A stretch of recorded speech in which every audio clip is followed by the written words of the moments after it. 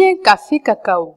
Le procès reprend ce matin. La partie civile, dirigée par Maître Georgette Essise, va faire sa plaidoirie ce matin dans la salle du tribunal de première instance d'Abidjan-Plateau dans le cadre du fameux procès des ex-dirigeants de la filière café-cacao. La partie civile qui représente les intérêts de l'État ivoirien devra prouver les manquements sinon les abus que les ex-dirigeants de la filière café-cacao ont perpétrés dans leur gestion durant plusieurs années. Son intervention ce matin dans la salle du tribunal de première instance va porter entre autres sur le financement des coopératives, la réserve de prudence, l'usine de Fulton, l'appui aux institutions de la République, l'exportation du café-cacao sous grade, les entreprises créées par les dirigeants de la filière, l'opération chocolat du planteur, le recouvrement des créances. Mais l'un des nœuds gordiens reste le statut juridique des structures FDPCC, ARCC, FRC, BCC, FGCCC.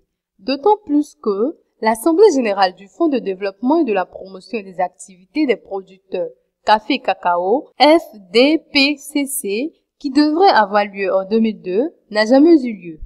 Par conséquent, les structures ont fonctionné avec des statuts hybrides. Or, la gestion d'une structure privée ou publique n'obéit pas aux mêmes règles. Le directeur général de la bourse Café-Cacao, BCC, Tano Kassi, lors de son passage à l'audience le 17 avril dernier, avait annoncé que sa structure était privée.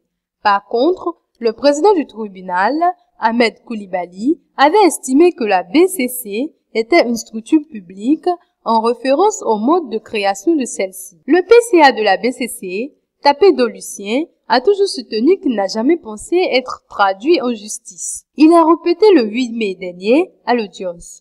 Je ne savais pas qu'il fallait la photocopie des pièces relatives à la gestion du conseil d'administration de la BCC. Il faut savoir que je ne suivais pas la gestion de la BCC au quotidien. Cette mission fait partie des prérogatives de la direction générale, a-t-il dit. Il a toutefois ajouté qu'il signait les documents en l'absence du directeur des affaires financières, DAF, pour ne pas pénaliser l'institution. Si on avait de bons juristes, ils allaient nous donner les conseils appropriés, a-t-il déploré. Comment la partie civile va-t-elle réagir face au manquement des ministres de tutelle en général et de l'ex-ministre de l'Agriculture, Amadou Gon Koulibaly, son collaborateur Gawussou Touré, actuel ministre des Transports, et l'ex-ministre de l'Économie et des Finances, Charles Djibi en particulier.